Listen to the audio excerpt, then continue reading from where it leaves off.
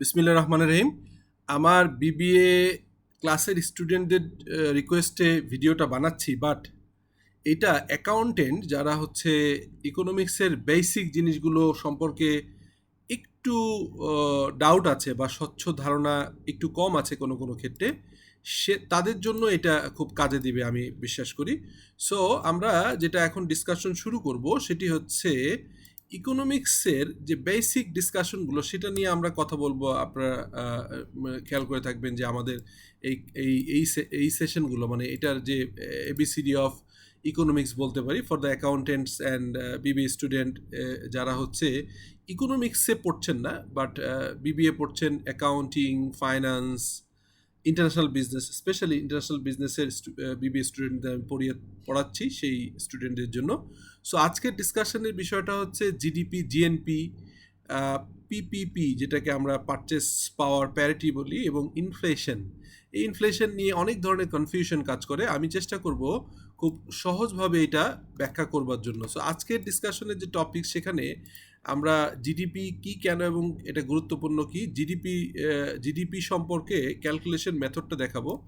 আর GNP সম্পর্কে আজকে primary ডিসকাশনটা হয়তো করবো ইনশাল্লাহ, কিন্তু জিএনপি সম্পর্কেও আলাদাভাবে আপনাদেরকে জানানোর চেষ্টা করব। এরপরে হচ্ছে নেক্সট সেশনে নমিনাল জিডিপি এবং হচ্ছে রিয়েল জিডিপি কি, ইনফ্লেশন কীভাবে জিডিপিকে প্রভাবিত করে এটা ব্যাখ্যা আমি দেখব, এবং পারচেজিং পাওয়ার প্যারিটি।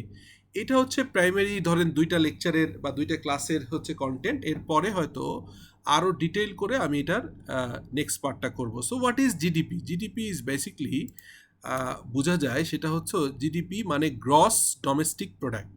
তো ডোমেস্টিক প্রোডাক্ট মানেই হচ্ছে যে আমাদের দেশের ভিতরে যেটা উৎপাদিত হয়, অর্থাৎ আমাদের দেশের জনগোষ্ঠী যারা দেশের বাইরে থাকেন ওনাদের এটা কিন্তু এখানে আসবে না। সো এটা আমাদের মাথায় রাখতে হবে। সো আমরা যদি দেখি এভাবে, একটি দেশের ভৌগোলিক সীমার মধ্যে, ইনসাইড দ্য টেরিটরি, আমাদের বাংলাদেশের যে 1,57,000 বর্গ মাইলের যে এরিয়া, সেটার ভিতরে আমাদের হচ্ছে আপনার আমাদের এই তথ্যগুলো হচ্ছে সেই ভৌগোলিক বাউন্ডারির ভিতর হতে হবে। একটি দেশের ভৌগোলিক সীমার মধ্যে নির্দিষ্ট সময়ে, সাধারণত এক বছরে আমরা জিডিপি ক্যালকুলেশন করি। এর থেকে কম করা যায়, বাট 1 বছরটাই স্ট্যান্ডার্ড। উৎপাদিত সকল ফাইনাল গুড। এখন আপনারা কোশ্চেন করতে পারেন যে ফাইনাল গুড বলা হচ্ছে, এখন যদি আপনি ধরুন চামড়া এখানে প্রসেস করা হচ্ছে, এরপর জুতা বানানো হচ্ছে, যদি জুতা বানানো হয়ে থাকে তাহলে জুতাকে ফাইনাল গুডস হিসেবে নিব।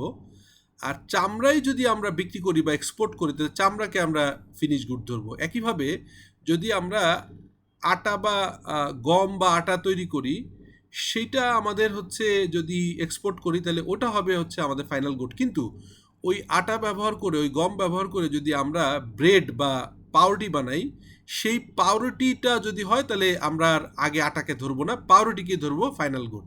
এটা আমি আরও ক্লিয়ার বুঝিয়ে দিচ্ছি। এবং সার্ভিসের ক্ষেত্রেও আমরা বিসলিউশন থেকে যে সফটওয়্যার সেল করি, সেটার লোকাল মার্কেট এবং এক্সপোর্ট করি, সেটার সমস্তটাই এখানে আসবে। সহজ ভাষায় আমরা যদি বলতে পারি যে হোন্ডা বাংলাদেশের ভিতরে ফ্যাক্টরি আছে, বেক্সিমকো, ওয়ালটন, গ্রামীণফোন। এগ্রিকালচার ইনকাম হয়, আমাদের কৃষকরা ধান, চাল, গম উৎপাদন করে, ভুট্টা উৎপাদন করে, এগুলো। এছাড়া ব্যাংকিং সার্ভিস, এখানে আমরা যে ভ্যালু এডিশন হয় সেটাও আমরা দেখব। সো এখানে একটা গুরুত্বপূর্ণ বিষয় হচ্ছে, একটা ইম্পর্টেন্ট ইস্যু হচ্ছে যে জিডিপিতে শুধুমাত্র ফাইনাল গুড গণনা করা হয়, যেটা আমি বললাম একটু আগে যে ফাইনাল গুড হতে হবে। ইন্টারমিডিয়েট গুডস গণনা করা হয় না, কারণ ডাবল কাউন্টিং হতে পারে। বাট এই বাটের অর্থ হচ্ছে এটা, যদি আমি ধরেই নেই যে একটু আগে বললাম যে চামড়া আমি আর ফার্দার কোনো প্রসেস করব না, তাহলে চামড়া যেহেতু একটা ইন্টারমিডিয়েট গুড, সেই চামড়া পর্যন্ত তৈরি করে আমরা হচ্ছে আর করছি না, অতএব ওইটাকেই ফাইনাল গুড হিসেবে ধরা হবে। একইভাবে যদি এমন হয় যে আমি সিমেন্ট তৈরি করছি, আমি রড তৈরি করছি, সো রড সিমেন্ট আমি বিক্রি করতে পারি, এক্সপোর্ট করতে পারি, অনেক কিছুই করতে পারি। কিন্তু এই রড সিমেন্ট দিয়ে যদি বাড়ি তৈরি করা হয় এবং সেটা যদি রিয়েল এস্টেট কোম্পানি বিক্রি করে, তাহলে রড সিমেন্টের খরচটা আমরা আলাদাভাবে নিব না, ডাবল কাউন্টিং হবে। আমরা ফিনিশ গুড হিসাবে ওই বিল্ডিংয়ের আপনার অ্যাপার্টমেন্টের যে কস্টিংটা ওটাকে আমরা হচ্ছে জিডিপি ধরবো। জিডিপি ক্যালকুলেশনে কয়েকটা মেথড আছে, ইনকাম, এক্সপেন্ডিচার, অ্যাপ্রোচ আছে। আমরা দেখবো এটা নিয়ে আলাপ করবো। সো আশা করি আমার কথাটা আপনাদের ক্লিয়ারলি বুঝতে পেরেছেন। সো আমি যদি এক্সাম্পল আকারে একটা বলি, তাহলে এরকম ওই যে একটু আগে যেটা বলছিলাম, যে এক্সাম্পলটা কি, এক্সাম্পলটা হচ্ছে একটা ফার্মার উইট সেল করে, ঠিক আছে, গম, সেটা হচ্ছে 100 টাকার। এই মিল আবার এটাকে ভাঙিয়ে ফ্লাওয়ার, হ্যাঁ, আটা তৈরি করে, গম থেকে আটা তৈরি হয়। তাহলে গমের দাম ছিল 100 টাকা, আটা হয়ে গেল 180 টাকা। এইটার থেকে বেকারি থেকে ব্রেড তৈরি করা হলো হচ্ছে আপনার 300 টাকা। তাহলে এখানে জিডিপি হবে অনলি 300 টাকা। নট এরকম হবে না, 100 যোগ 180 যোগ 300 এরকম করে ক্যালকুলেশন হবে না। এরকম ক্যালকুলেশন করলে যেটা হবে সেটা হচ্ছে 580 হয়ে যাবে, এটা ডাবল কাউন্টিং। সো এটা হবে না, এটা ক্রস, এটা এটা হবে না, হ্যাঁ। So this is not allowable, এটা অ্যালাউ হবে না, এটাকে আমরা কনসিডার করবো না। আমরা কনসিডার করবো এখানে যদি ফিনিশ গুড হয়ে গেছে তাহলে 300 টাকা ধরবো। কিন্তু যদি এমন হতো যে এরপরে আর কিছু হচ্ছে না, শুধুমাত্র আপনার এই হুইটটাই বিক্রি হচ্ছে, এরকম যদি হতো যে শুধুমাত্র আপনার গম বা আটা, গম বিক্রি হচ্ছে, তাহলে আমরা 100 টাকা ধরতাম। যদি এমন হতো যে ব্রেড তৈরি করাই হয় না, শুধুমাত্র এই সমস্ত গমকে আটা তৈরি করে বিক্রি করে, তাহলে 180 ধরতাম ফাইনাল গুড।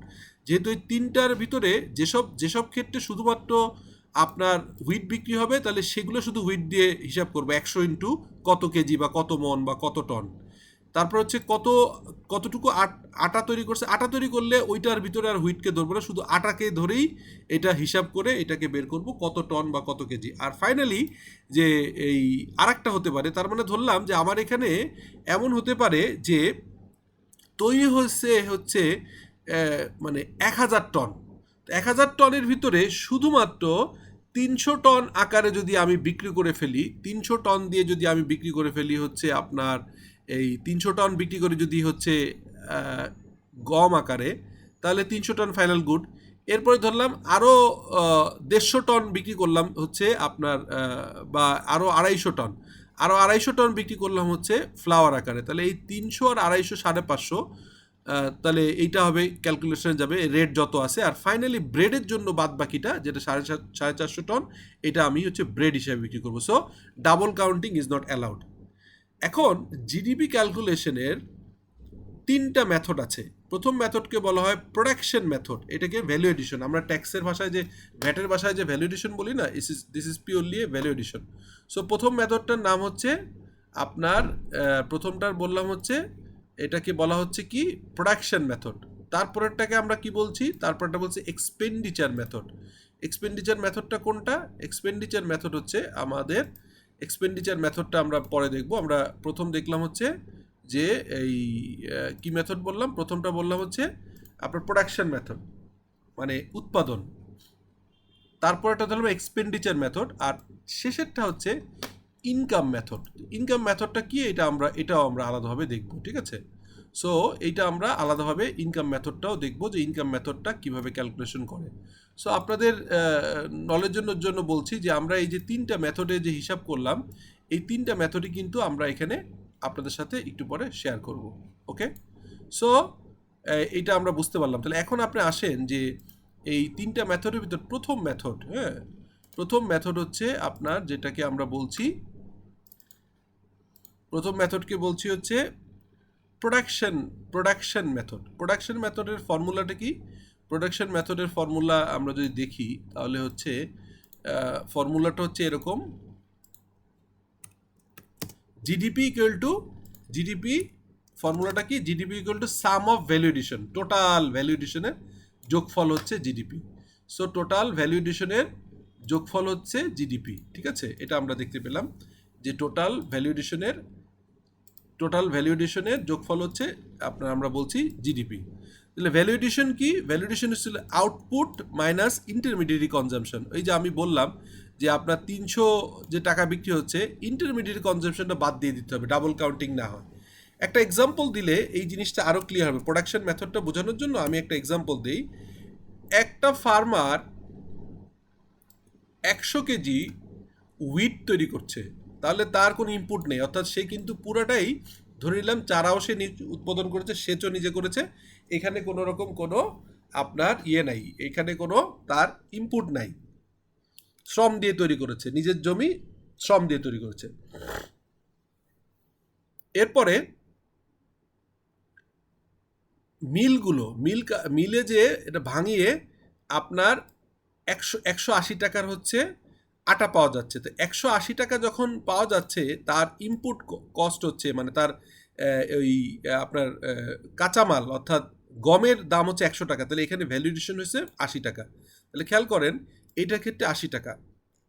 আর শেষে যখন আমি বেকারিতে ব্রেড বানাচ্ছি, তখন এটার ইনপুট কস্ট হচ্ছে 180 টাকা, অর্থাৎ আগের যেটা হচ্ছে টোটালি যে মিল থেকে যে আমরা তৈরি করছিলাম, আপনার যেটাকে বলা হয় হচ্ছে আটা তৈরি করছিলাম, আটারটা হচ্ছে এখানে বাদ যাবে, তাহলে বিয়োগ করলে 120 হয়।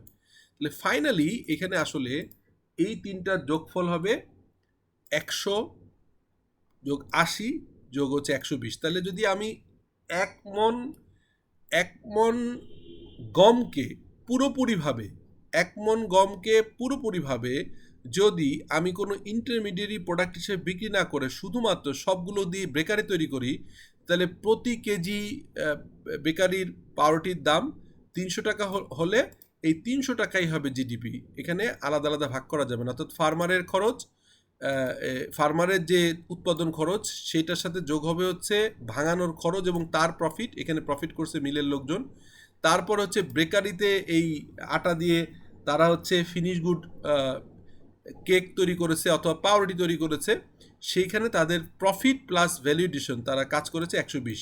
তাহলে ভ্যাটের যে ভ্যালুয়েশন ফর্মুলা সেরকমভাবে আমরা বুঝতে পারলাম যে জিডিপি এখানে হবে প্রতি কেজি প্রতি জিডিপি হবে 300 টাকা, এবং যদি এখানে 100 টন হয় তাহলে 100 গুণ হবে, 1000 হলে 1000 হবে। সো এটাকে বলা হয়, এই মেথডটাকে বলা হয় হচ্ছে প্রোডাকশন মেথড। আমি প্রোডাকশনের উপর হিসাব করলাম। এরপরে আসেন সেকেন্ড যে মেথডটা, এইটা আমরা খুব জনপ্রিয়, আমরা ইউজ করি এই ফর্মুলাটা কিন্তু আমি যখন ঢাকা ইউনিভার্সিটিতে মাস্টার্স করেছি ইন্টারন্যাশনাল ট্রেড অ্যান্ড বিজনেসে, সেখানেও আমাদের এটা পড়তে হয়েছে, যেখানে আপনার খেয়াল করবেন যে জিডিপির এই ফর্মুলাটা বেশি ব্যবহার করে থাকি। আমরা ইকোনমিক্স পড়েছি যখন অ্যাকাউন্টিংয়ের মাস্টার্স করবার সময়, এবং আমাদের গ্র্যাজুয়েশন লেভেলেও অ্যাকাউন্টিং যখন করেছি তখনও কিন্তু আমাদের হচ্ছে এটা ছিল।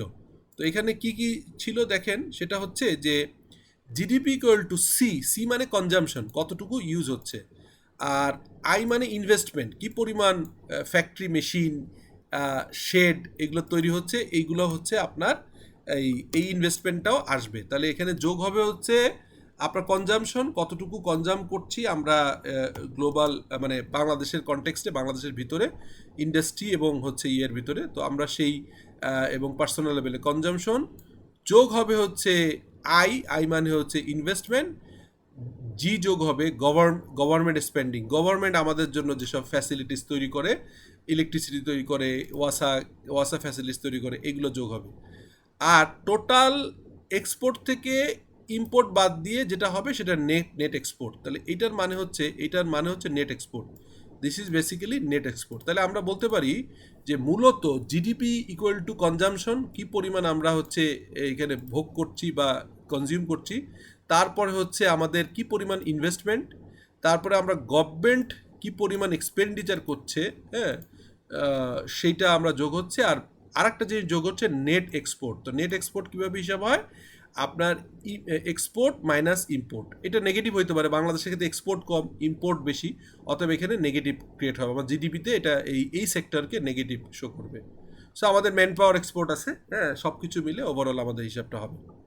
তো এখানে এইটাকে একটা হিসাব দিয়ে আমরা তৈরি করার চেষ্টা করেছি, এটা অ্যারিথমেটিক্যাল। কনজামশন 600 আমরা করেছি, 600 টাকার ধরলাম, তারপর হচ্ছে ইনভেস্টমেন্ট 250 টাকা, গভর্নমেন্টের আমাদের জন্য কাজ করেছে 100 টাকা, এক্সপোর্ট করেছি 120, আর ইম্পোর্ট 70। তাহলে কী হবে, 600 যোগ 250 যোগ 100 গভর্নমেন্টের আমাদের জন্য যে কাজ করেছে, আর এখানে হবে 120 হচ্ছে এক্সপোর্ট মাইনাস ইম্পোর্ট করলে টোটাল যে ফিগারটা আসে 950। তাহলে আমরা এরকম একটা ছোট ইকোনমি যদি ধরি, একটা ছোট্ট একটা ফ্যামিলির জিডিপি যদি ধরি তাহলে সেই জিডিপি এখানে 950। So this is a method number 2। তার প্রোডাকশনের পরে আমরা এক্সপেন্ডিচার মেথডটা দেখলাম। ফাইনাল যেটা হচ্ছে ইনকাম মেথড। ইনকাম মেথডটা ইন্টারেস্টিং। একটা দেশের টোটাল যে আপনার হচ্ছে ফ্যাক্টরিতে বিভিন্ন জায়গায় কাজ করে যে ওয়েজেস পায়, স্যালারি ওয়েজেস, সেটা যোগ হবে, রেন্ট যোগ হবে, যত রেন্ট পায়, ইন্টারেস্ট যোগ হবে, প্রফিট যোগ হবে, ট্যাক্স যোগ হবে, গভর্নমেন্ট যদি সাবসিডি দেয় সেটা বিয়োগ হবে, ডেপ্রিসিয়েশন যোগ হবে। এইটার ক্ষেত্রে এই যে ফর্মুলাটা, এইটা এই যে ইনকাম ফর্মুলা, ইনকাম মেথড, এটার ক্ষেত্রে আমি হচ্ছে একটা এক্সাম্পল দেই। একটা উদাহরণ ধরা যাক হচ্ছে যে ওয়ালটন, বাংলাদেশের একটা ম্যানুফ্যাকচারিং কোম্পানি। তা ওয়ালটন বছরে 1000 ফ্রিজ বিক্রি করে, ঠিক আছে, 1000 ফ্রিজ বিক্রি করে। তো এটার টোটাল বিক্রয় মূল্য ওয়ালটন যে টাকায় বিক্রি করে সেটার ভ্যালু হচ্ছে আপনার 50 কোটি টাকা। এই 50 কোটি টাকা আসলে গেল কোথায়? এখানে ওয়ালটন এমপ্লয়ীদের ধরলাম, ব্লু কলার, হোয়াইট কলার সব এমপ্লয়ীদের স্যালারি দেয় 20 কোটি টাকা।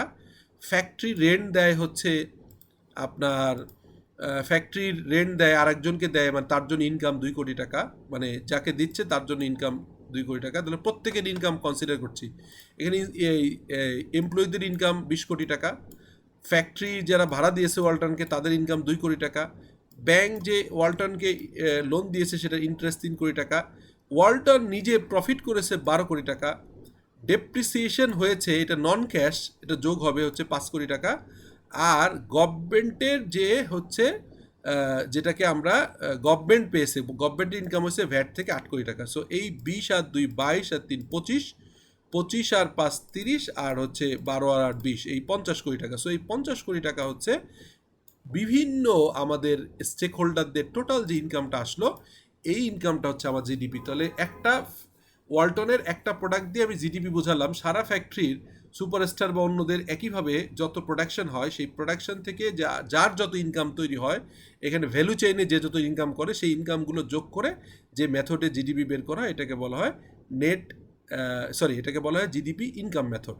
সো এখানে দেখা যাচ্ছে কি, দেখা গেল এখান থেকে আমরা দেখতে পেলাম, এখানে দেখা যাচ্ছে যে হচ্ছে আপনার কি দেখা যাচ্ছে যে উৎপাদনের মোট 50 কোটি টাকা, সেই উৎপাদনের মোট 50 কোটি টাকা হচ্ছে শেষ পর্যন্ত বিভিন্ন আয়ে বন্টিত হয়েছে। এই যে বন্টন হয়েছে, এই আয়টাকে আমরা বলছি হচ্ছে টোটাল বিভিন্ন লোকের, এখানে 1 2 3 4, এটা আগে খরচ করেছে ওয়ালটনের রিকভারি, মানে ওয়ালটনের ইনকাম কিন্তু এখানে 12 আর 5 17, গভর্নমেন্টের হচ্ছে 8, ফ্যাক্টরি রেন্ট পেয়েছে হচ্ছে 2 কোটি টাকা, ব্যাংকের লোকজন পেয়েছে, বিভিন্ন ব্যাংক থেকে ফাইন্যান্সিং নিয়েছে 3 কোটি টাকা, আর এমপ্লয়ি পেয়েছে 20 কোটি টাকা। সো এইটা হচ্ছে আপনার। তবে এখানে আরও একটা ইস্যু আছে, এখানে কিন্তু আপনার সাপ্লায়াররা যে খরচ দিয়েছে সেটা এখানে যোগ হয়নি, সেটাও করতে পারতাম, এক্সাম্পল আকারে দিয়েছি, বাট সাপ্লায়ার যে প্রোডাক্ট দিয়েছে সেটাও এখানে যোগ করা দরকার ছিল। তো যাই হোক, আপাতত আমরা একটা সিম্পল এক্সাম্পলের জন্য এটুকু বোঝালাম। তো আমরা এই তিনটা মেথডের আসলে তিনটা মেথডে একই সমান আসবে। তিনটা মেথডের মূলত এই ইম্পর্ট্যান্ট কনসেপ্ট হচ্ছে এই প্রোডাকশনের যে ইনকাম সেইটার সাথে, মানে প্রোডাকশনের যে জিডিপি, প্রোডাকশন ক্যালকুলেশন করে জিডিপি আসবে, সেটা ইনকাম মেথডে একই আসবে, আবার এক্সপেন্ডিচার মেথডে একই আসবে। এখানে কোনো ভিন্নতার কোনো সুযোগ নেই। এই তিনটা মিলেই হচ্ছে জিডিপি হিসাব করা হয়। এগুলো অর্থনীতির তিনটি দৃষ্টিভঙ্গিতে দেখা হয়, বাট প্রত্যেকটাই হচ্ছে একই হবে। সো আজকে জিডিপি নিয়ে এই পর্যন্ত বললাম, এরপরে জিডিপি ভার্সেস ডিএনপি এগুলো নিয়ে আলাপ করব। আমি বিশ্বাস করি যে আপনাদের এই ডিসকাশনটা ভালো লেগেছে। আপনারা যদি এই ডিসকাশন থেকে উপকৃত হন, আপনারা বললে আমি ইকোনমিক্সের basic for the accountants and for the BBA and MBA student, আমার বিবিএ স্টুডেন্টদের জন্য এই ক্লাসে নিতেই হবে, আমি সেটা নিব, বাট আপনারা চাইলে আমি এগুলো ইউটিউব চ্যানেলে আপ করতে থাকবো। Thank you for being with me, take care, আসসালামু আলাইকুম।